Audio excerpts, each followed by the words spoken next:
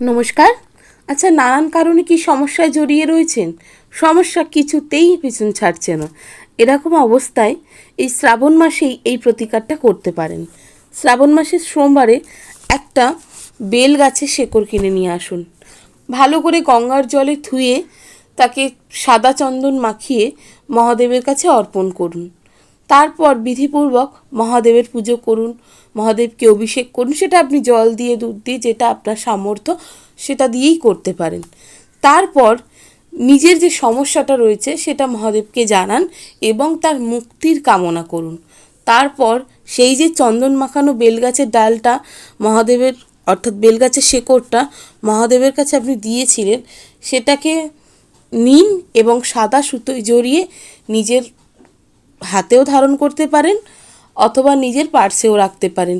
এটি করে কিন্তু সমস্যার হাত থেকে আপনারা রেহাই পেতে পারবেন।